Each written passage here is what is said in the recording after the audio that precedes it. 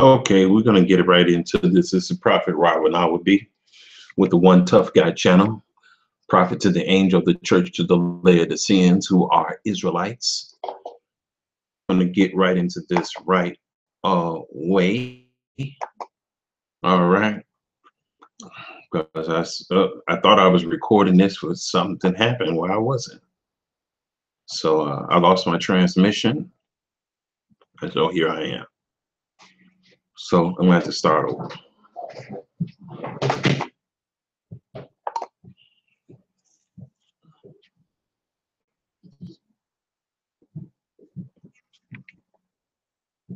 $1,000 without the car that worth less than $4,000. Might be reflect that piece with him. I had a chance to interview Sandy Darity, Thomas Shapiro, a number of the top economists. So when you hear me talk about wealth data, these aren't opinions. And so like me and Matt were able to do an article together this week that showed some abysmal numbers when it comes to Black millionaires. And I think that for a lot of us, what we created is a psyche based on nothing that's real. When I say that, I mean Black millionaires, and there's something. Let me interject this. Not only are we invested in something that is not real, we invested in something that's not real for us. We're investing in things that have no intrinsic value for us as a nation of people who are really Israelites. But we don't get that. We don't even care. We don't see any value in that. We don't see any worth in that. We look at that more as an obstacle, even if we do believe it, than we do a benefit. Okay? So when you are a group of people that don't really know who you are, when you're a group of people that don't really know who you are, and you think you're something else, that's what you're going to be investing in. The pseudonym of who you think you are, not the actuality of who you are as an Israelite. And typically the pseudonym of who you are is going to be to the benefit of your enemies and or oppressors or their allies, but not you. But not you. Some white millionaires, if I try hard, I can be one too. What I'm here to tell you is that the numbers don't reflect that. What I'm here to tell you is that the numbers actually show 380,000 Black millionaires in America. Did you hear that? There's only 380,000 millionaires in America. Not millionaire families, just millionaires, period. Oh, if there's 350,000 millionaires that are so-called Black, most of them probably not even married. I'm just saying, that's just how we roll. Today, out of 20 million families, the middle Black family, when you take out the car, couch, and everything else, might be below $2,000, $3,000. Without the car, they're worth less than $4,000. This is where we're at today. There's over 13 million white American families that are worth $1 million, 15% of their race. What? Million families that are Caucasian who are worth more than $1 million. We only have 380,000 people that are millionaires. And if you did these numbers by family, it would probably even be lower than that, because most of our people don't be getting married. You see? So these are some abysmal numbers. There's so much of the opportunity that we see in our own lives doesn't necessarily reflect in our pocketbooks. And we got to ask the question, what are we going to do about that? What is going to be our political outlook? How are we going to move the ball forward? I hope to have Yvette Carnell address some of those facts as we move forward. We got Zoe Williams just slid up in here. But I also want to make sure that you yourself, you look at this data. If you have any questions, go question the data and go look it up yourself. people to empower themselves as we move forward in this discussion. A great article that I'll talk to him about in a second as well, and that was about how the Black economy cratered under Obama. 2%, the top 2%. Now, when I hear phrases like the Black economy, I'll tell you how I hear things. See, when I hear the phrase, the catchphrase, Black economy, I think of a white economy in the disguise of Black people. That's what I think. Because the only things that we want out of life is the things that have been presented to us by our oppressors. To me, that is a white economy. I don't care how Black you are, Black power you are. And to be quite frank with you, I think that Black power is a farce. A farce.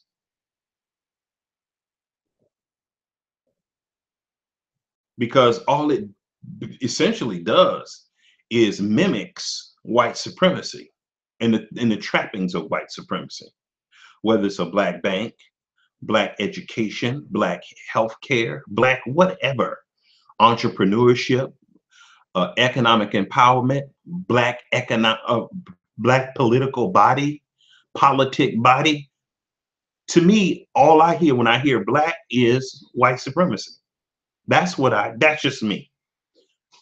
It doesn't matter how well-intentioned the person is. That's what I hear in my ear. So when we say that the Black economy cratered under Obama, to me, what I hear is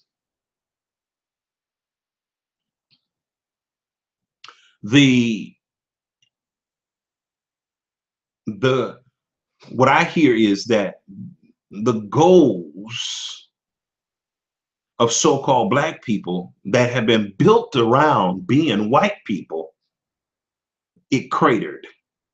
It has been handicapped, crippled. That's what I hear. Because we don't really have visions and goals that's exclusively ours. And so this is one of the things so when I hear Martin Luther King say, basically say, I want my children to run around with white kids hand in hand and sing Negro spirituals. Well, that's something that benefits them. It can't benefit you if you're already at the bottom. And then if y'all walking hand in hand, who's in front? It's not going to be you. Of Black families. So the rest of Black families did worse, other than the top 2%, and everybody else suffered under President Barack Obama. This is just the economic data. How that happened, why that happened, and how we move forward. And let me say this, these top 2% of people that benefited from the Obama administration. Now you hear that? Only 2% of us. Why does that 2% and 0.5% and 1/2 of 1%, why do those numbers keep popping up? During slavery, the amount of wealth that Black people had was the same amount. After slavery, same amount. Today, same amount. Yet 95% of Black people voted for Obama, but only 2% of the people got financial remuneration for voting for him. See, something is wrong with us. How are you going to have 95% of the people vote for you to get in office, and then only 2% of you are blessed? And I would argue that those 2% of so-called Black people at the top of the socioeconomic strata, they really white anyway. on the inside, just as much as Obama was. So it don't really benefit us at all. If you have white people that 2%, the very top, guess who what kind of circles they running into? They walk around in the white circles, the richest circles. They get to go back. These are your boulets and your senators and your congressmen and your and your business owners. They don't rock with just regular Israelites like me. No, they don't. So I wouldn't even count them as being a part of us. So, you know, as we have this dialogue, let's make sure that we keep everything above board, stay honest, make sure that we have this discussion from a good, solid place. The thing that I wanna kind of get to with Matt is this general analysis that moves beyond just African Americans, but looks at together. It looks at the reality that not all whites are doing well. A good chunk of whites actually are suffering as well. Half of America is largely losing its place. There isn't this growing middle class anymore. How do we combine with each other and actually demand more from the economy? I'm going to check in and make sure that Matt is all checked in. I want to make sure that everybody has the calling number for this 9 Tone Talks. What is to say thank you to everybody that tuned in today, because I know it's late on the East Coast. I have to actually move the show of Tone Talks. My man Antonio Moore, we setting him up right now. Tone, today's topic, and you guests are calling in right now. Today's topic is centering around exactly what you have, a unique angle when it comes to the gap between the races and money. And that, how it the trickle-down effect on our relationships. I need to know, a lot of people who are listening to you who just heard me get off the air, you know, a lot of people are listening for answers. They want to know how they build relationships around the current economic issues. Go ahead, talk. Well, the way that you build relationships, you're going to have a relationship with the Most High. You have to have a relationship with people of like minds, your wife, your family members. You know, I find it interesting that so many people, they like talking about building relationships, but they're not married. They have marriage well into marriageable age, but they won't get married. So I don't take these people serious. We don't talk about it in context of what actually is going on. We talk about it in like where it doesn't matter that white folks have all the money. It doesn't matter that white folks have all the money. So it's just make up a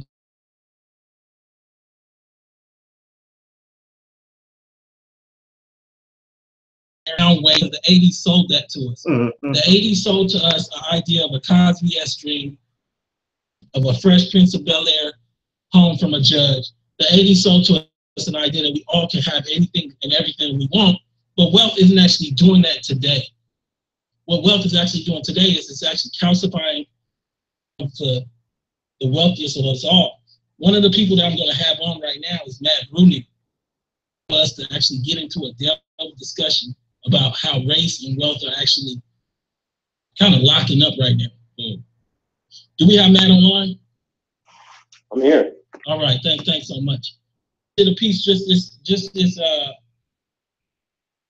before I even did a piece, Matt jumped right on top of the new Federal Reserve 2016 data. I want to tell everybody they're going to be able to go to my Facebook, live on my Facebook to actually see the show in studio. I want to make sure everybody's able to get this. You can also go to Dash Radio at Dash Talk. Thanks for coming on today. Yeah, we just had a discussion this week, but I've been following your work for some years now. What you do is you take that data and you spin it. spin it. And I think for a lot of people, they've seen your charts, but they never heard you actually speak. It's like that dude from Charlie's Angels that you never seen his face before. So essentially, they've seen you do your work. What inspired you to actually start charting things? Well, I initially I studied poverty. That was the thing I was most interested in, and probably still is the thing I'm most interested in. And in order to study poverty effectively, you need to be able to use the income data that the census puts out, and you know, how to manipulate that data and get insights from it that could help with my poverty research. And the same skills that are useful for that also can apply for this wealth data that the Federal Reserve puts out. So I already kind of had those skills, sort of data skills, ready to go from my poverty stuff, and you know, I just started applying it to wealth, and off I went. Okay.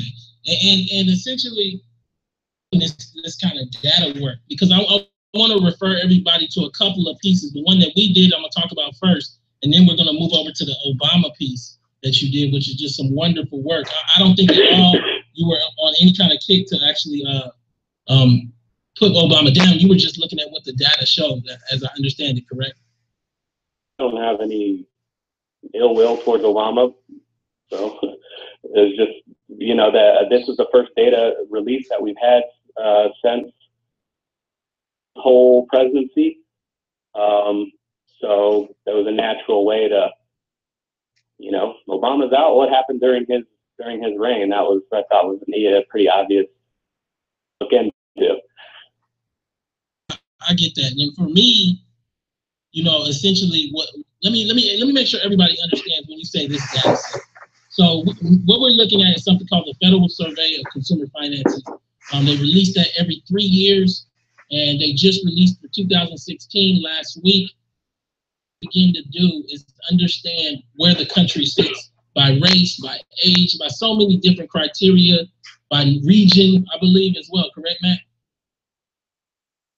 Sure about region, but everything else, yeah, it's they survey about 6,000. Sorry, they survey about 6,000 families every 3 years, and it's very, very in depth. They have basically a 1-hour conversation with each family, which is not common for other kind of surveys that people do. But you know, to actually figure all this stuff out, you really do have to sit down for an hour with someone and kind of go through their whole financial, your mortgages, what are your car notes, do you have student debt, do you own stocks, do you own bonds, what's your retirement accounts like? They go through every single thing that you could think of when it comes to someone's finances, and then they also ask them about age and race and education and other sort of demographic variables. So at the end of the day, it's a sample of 6,000 families that you can use to really figure out all sorts of things, you know, across all society. Yeah, and what's a trip about what we found out, you know, and I was talking back and forth with you, is it was reported that the middle black families were $16,600. It was reported as though that was an increase in the number, but 3/4 of that is the family car. The family car, as Edward. That's funny. That's funny. They said the family wealth is $16,000, but 3/4 of that wealth. Isn't that amazing, y'all? 3/4 of the wealth of black people is a car note, and they are factoring that in as wealth. You know what that means, y'all? That means that most of our people would rather have a car than a house, because you know you know, if that much of your wealth is counted as in the form of a car, that means that none of y'all hardly own homes. Y'all basically a nation of renters. And I can't tell you how many people that I know live in the ghetto, and guess what? They got about 4 or 5 cars.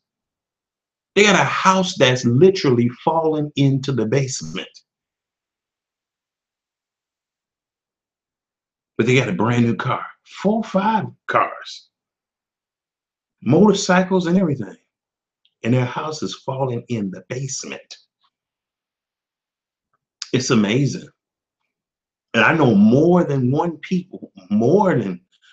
a few people that live like this. You'll see brand new cars in the hood. You see brand new cars in the hood, and you look at the house they live in, and the house costs like 3 times as much as the house they live in. Oh boy. Wolf, a professor at NYU, has shown is not a real asset. Can you explain why the Federal Reserve would consider asset? Is it to boost the numbers and make us feel better, or is it actually some other reasoning? I don't know. I mean, the Federal Reserve, if you read the, I don't know the sort of piece with the data to kind of explain where does it come from, how big is the sample size, all that kind of stuff, they do say, like, for your convenience, kinds of aggregates, such as net worth, that's where you get that wealth is equal to 16,000 aggregate, but we don't endorse them necessarily. We just think it's easier for people to produce those things. So if you have the data directly, it'll tell you every single kind of asset each family has, every single kind of debt each family has. It doesn't actually add those up in any particular way. But they sort of conveniently do a little help and like, oh, here's sort of net worth. If you just took all this stuff and added it together, here's what it would be. But we don't necessarily endorse that definition of wealth. Come up with your own definition that you think is cool. But the net effect is most people who cover the report, of course, they're just going to cover or kind of conveniently puts out. They don't have the ability to go into the numbers, and even if they did, they wouldn't feel comfortable contradicting the Federal Reserve. So even though they say they don't endorse the way that they define wealth, which includes the family car, even though they say they don't endorse that, what everyone talks about. Yeah, I totally understand where you're coming from, and I think that what's a trip is to the reality that the middle black family is worth $4,000. We look over at the middle white family, and I believe the number was 160 with the family car and 140 without. And y'all heard that? It's worth $4,000. The middle white family is worth $160,000. So when you talk to me about doing for self, how? I'm just trying to figure out, how do you do for self when your oppressor has many times over multiples of wealth that you have? You're gonna have to do more than just for yourself. You're gonna have to do something to garner that wealth that they are accumulating and handing down from generation to generation. Multi-generational transfer of wealth within the family. They are hoarding the wealth. They have insulated and calcified monopoly on the wealth that they have their hands on. There can be no redistribution of wealth if these people are keeping it inside of their families, intergenerational wealth that they're handing down. And that $4,000 still includes the TV, the couch, things that shouldn't be included. If we get down to a number of $2,500 for the middle black family, enough to be American is the question that we start to ask ourselves. Do they have enough to achieve the things as far as like a goal of having a home, of having kids who are going to go to college, or are we all just being run into a circle? And I know you like to expand the dialogue beyond just African Americans, and I understand that half of America has saw no gains. Can we talk about like how this applies to like white America as well? Yeah, I mean, so one way to think about it is to say that, you know, black families, the whole black wealth curve is sort of shifted the wealth ladder. So the middle black family is as if we're talking about maybe the 25th percentile white family. If that, I don't know if that's too technical, but like, think about the white family in which of white families are poor and 75%. That's basically where the middle black family is. They kind of, they're just sort of in general. You hear that? So the lowest quarter of white people are equal to our median families, our middle families. The poorest white trash families. I don't mean to be crass, but I just want to really get this across to you. The poorest white families are equal to our middle families. The poorest white families. That's amazing, y'all. And guess what? If you have a white person living in a black neighborhood making $25,000 a year, and a black person living right next door to him making $25,000 a year, guess who got the most benefits? The white person. You know why? Because when they can go and apply for a job, they never have to worry about not getting a job because of their color. They could apply for a loan. They never have to worry about that because of their color. But a black person making the same amount of money, they have to worry about all of that. So when you tell me about doing for self, that sounds novel, but it doesn't work. Do for self. How can you do for self? And you don't even have the same privileges and opportunities and favoritism that your oppressors have. So it don't matter how much you do for yourself. You still can't go get that loan. So I don't, you know. Sit down the distribution, and so they're living much different lives. And like you said, some of the bigger aspects of that are going to be things that wealth are very important for. Paying for college, including being able to buy housing in, you know, good areas, and retirement and security if you become unemployed and that kind of thing. Much different lives than the middle white family. More similar lives to sort of the bottom fourth of white families. Yeah, but you know, you know, two things. So we can catch the show at Zoe Williams' YouTube page right now. Oh yeah. That's the Zoe What Show. Put it on ToneTalks YouTube next week. You can actually see us. Let's just keep the dialogue going. Look like for the white family that's in the 25th percentile. Because I think for what Obama kind of introduced is the idea that college can become president without telling everybody his backstory.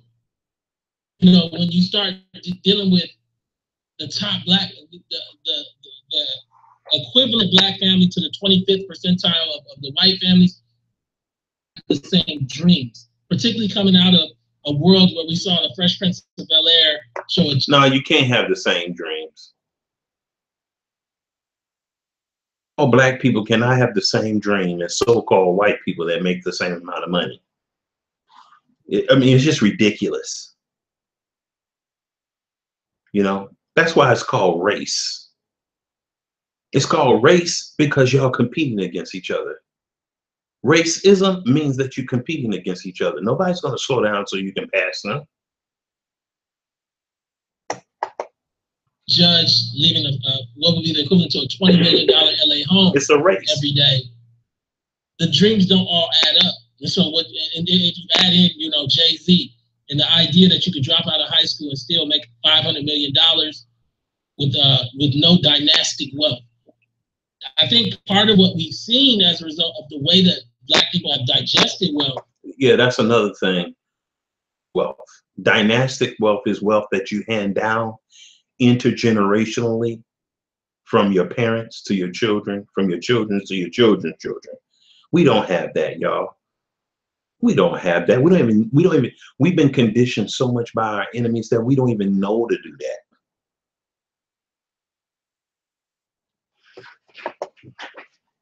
Is a recreation of the narrative of what wealth means in America and how easily or how hard it is to get that wealth. So let's start looking at this thing. Wealth. When I say dynastic, intergenerational wealth in America. Yeah. I mean, not America, but I mean for Black Americans. No. Oh, not really. No, inheritance for Black Americans is very, very, very low, and for white Americans, it's. I'm actually going to do a piece on inheritance soon. There is inheritance information that is released in the survey, and it's a little bit more difficult to pull out, but I'm going to do I'm going to do inheritance soon using the same data. But generally, a lot of white wealth is inherited, very, very little Black wealth is. Yeah. But like. So that lets you know that there's a wealth lock on wealth. Not only within families, but in their own culture. There's a wealth lock. So, so when I hear do for self, well, how do you do with this? Interrelational wealth transfer. You can do for self all you want to. You're not going to break through that. What does that mean? When we say a lot of white wealth is inherited, very little Black wealth is inherited, does that mean Black people won't have a good chance of getting wealth going forward? I mean, yeah, absolutely. I mean, wealth, the best way to get wealth is to already have wealth. So, it's sort of an unfair aspect of how, if you have a lot of wealth, then that wealth tends to gain in value through. And let me say this too. No matter how many Black millionaires you have, so-called Black millionaires you have, the goal of a Black millionaire, for the most part, there are some exceptions, but the goal of a Black millionaire is to give it to white people. I'll prove it to you. If a Black person has $1 million, the safest place in the world they're going to feel that it should be is in the hand of a white man. Now, this is what banks are for. Banks are a symbol of white oppression. Now, Black people, they don't know this. They will never get this. But when you get over $1 million, like a substantial amount of money, like $1 million, and you put it in the bank, and you're Black, you just made your banker rich. What you think they're going to do with the money? They're going to make loans with the money. They're going to charge interest off the money that you put in the bank, and they're going to make money off of that. Our people don't know how to appropriate social capital,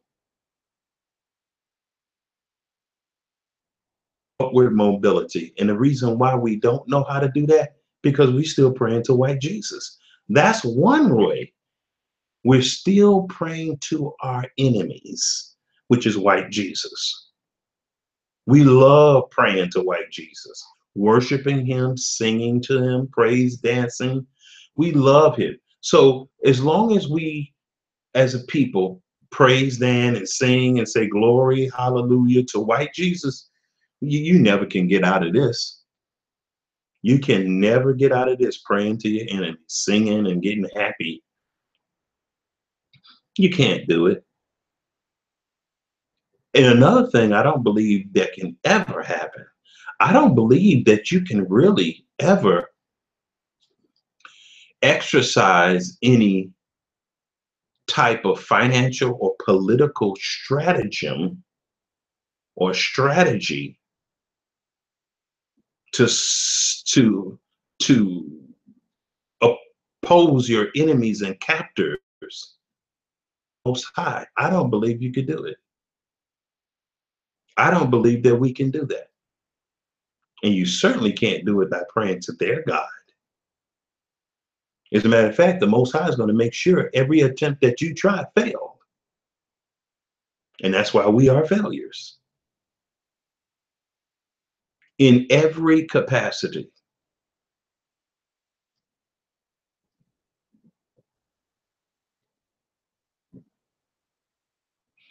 We're going to need the power of the Most High in order to create a social capital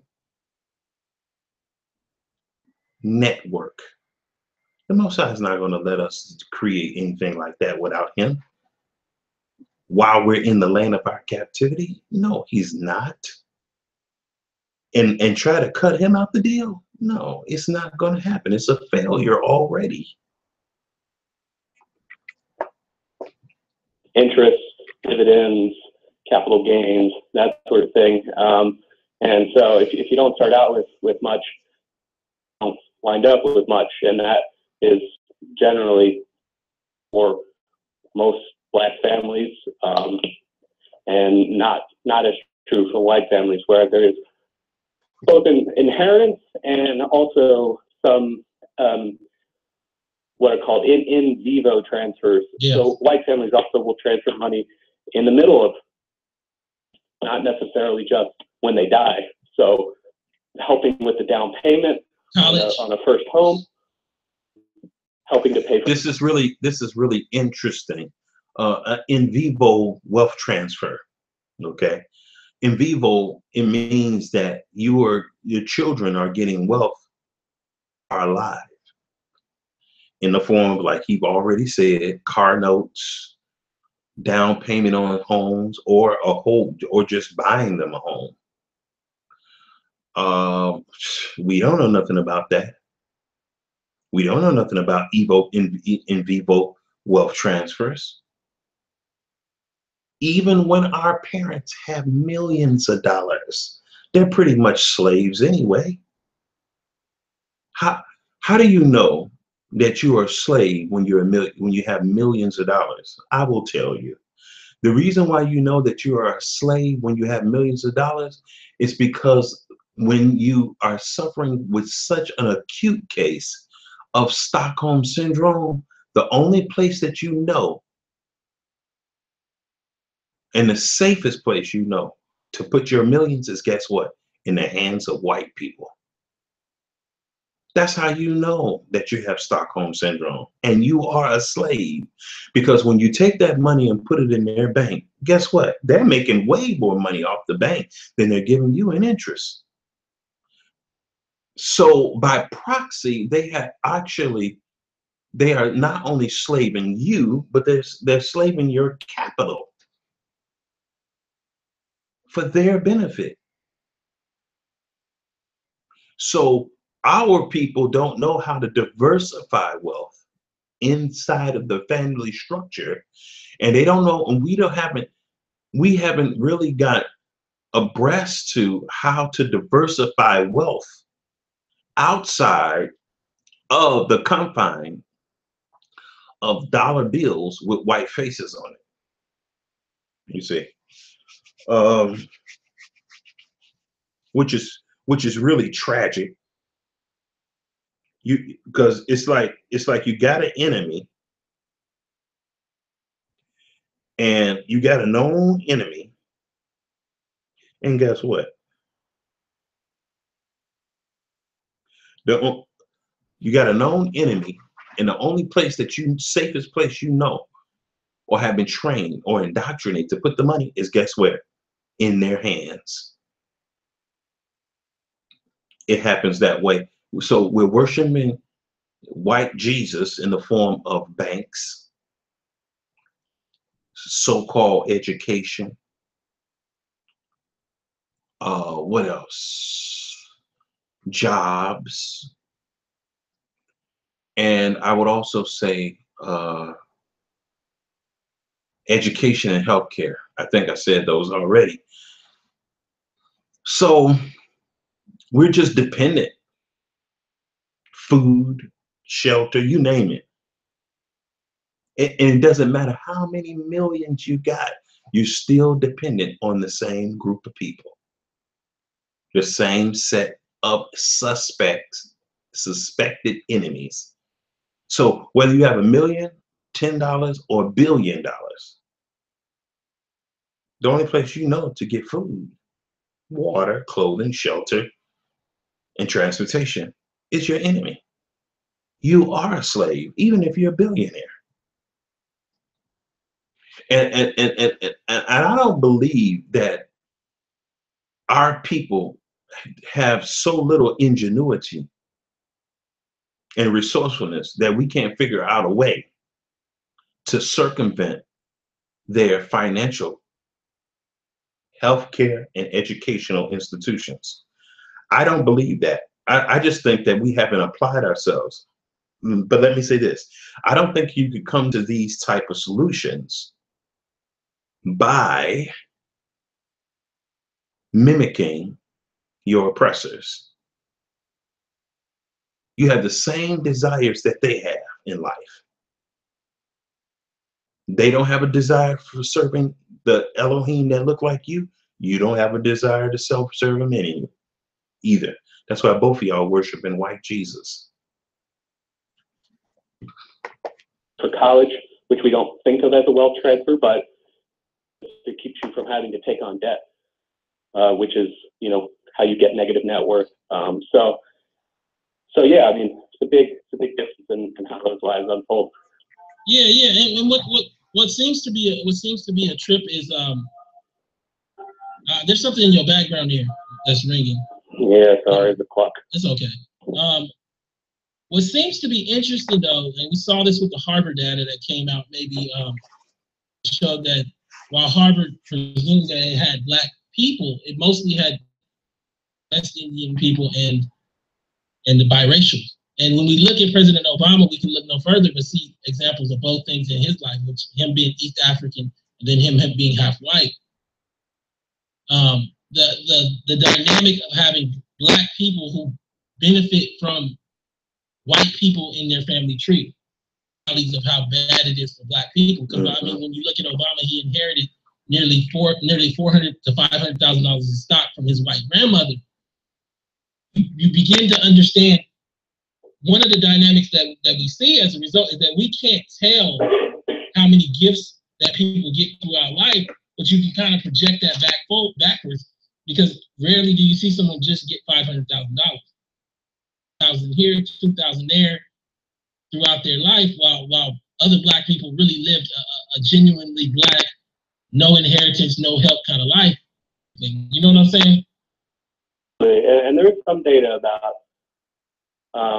not even just the big expenditures, but monthly assistance that people get when they're young. The New York Times had a great article on this a while ago, and they broke that down by race. And it was the case that something white people, exact numbers, but they're getting maybe $1,000 or $2,000 a month in help from their parents.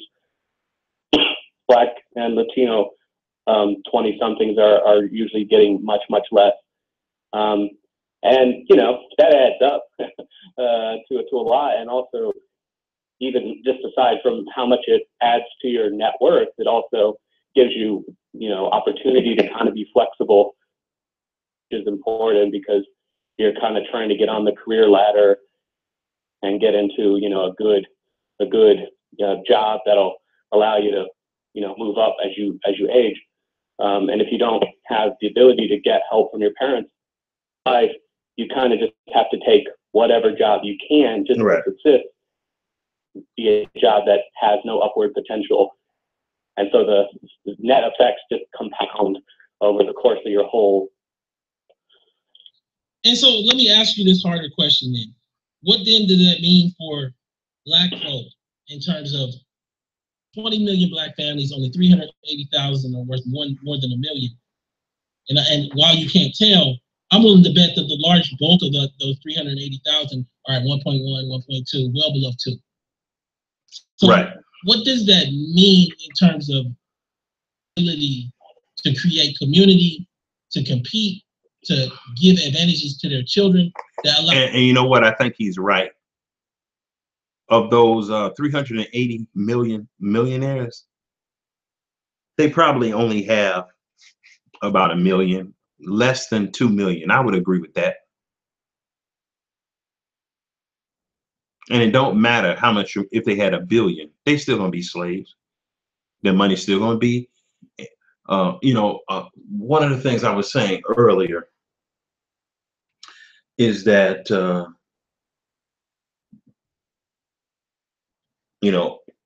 I can't think of what it was now, but allow them to do those very same things to give opportunity. Because what's a trip is that we're not even counting values of being white. The ability to be in communities where you can make calls, that corporate ladder that you just talked about right now. So I guess as I start to move to break, I wanted to ask you, what are some of the solutions? Well, so Sandy Darity has an idea to get baby bonds. And you've probably talked about that before. But it's basically like when you're born, you get, maybe, I don't know, $4,000 set aside for you in a trust fund, and it gathers you're growing up, and then when you become a young adult, you get access to it. That's the one way that could do it. I have some more extravagant ideas around basically moving a lot of private wealth into public hands, owning it kind of collectively, and then dividends on the wealth to everyone collectively. Alaska has a program that they call the Alaska Permanent Fund. But yeah, I mean, basically you need to change who owns the wealth in one way or another. And there are different ideas for how to do that, whether that's baby bonds or social wealth fund idea. You gotta change how wealth is owned. Yeah, I mean, but that sounds like we gotta change America. Now we have Trump as president, and everything about his policies say he has no intention on changing who owns wealth. His tax reform plan. And so when we get honest about this thing, I start looking at books like Piketty's Capital in the 21st Century, which says that we have wealth inequality similar to the Gilded Age. And I have to wonder, how does the black psyche that creates or is undergirded by Jay-Z, Beyonce, LeBron James in America, where quickly it will become obvious that they don't have enough? And it's not something I'll put into you as an answer, making a statement that what you're stating needs to happen, I totally agree with. I just don't know if we're there now. Yeah, well, definitely not under Trump, and probably not even when Democrats are in control. Obama didn't make an effort of changing the distribution of wealth. Okay, I think that's it for tonight. I kind of got a late start, even though I started at 7 o'clock. Now it's almost 11 o'clock. But anyway, this is Prophet Robin Awobi signing out and saying shalom. Thank you all for coming by and joining me in this commentary that I was holding. I really appreciate it. You all have a wonderful evening. And I'm going to say shalom. Oh, somebody's in the room. Who is in the room? Somebody's in here? Who?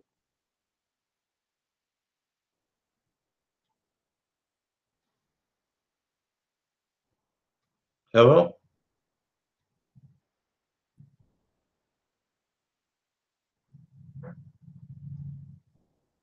Okay, hold on a second. Just want to see who's in the room. Did I close it out already? Okay, hold on a second. I just want to see if I can see who's in the room. Creative Studio.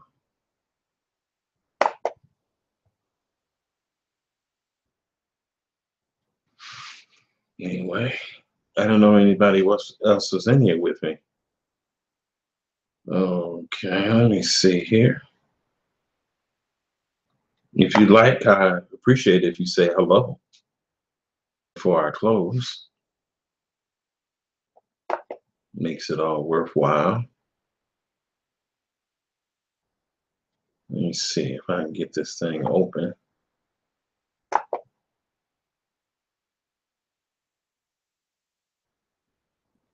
Okay, I can get it open. I didn't shut it all the way down, so.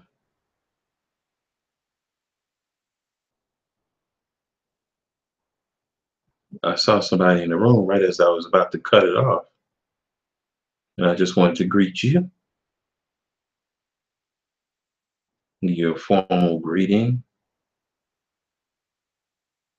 You don't want to talk. Okay, I can get it open.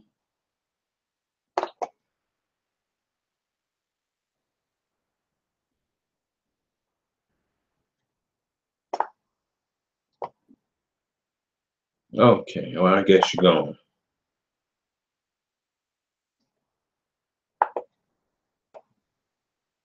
Oh, okay, the person's gone. All right, well, I'm out of here. Shalom.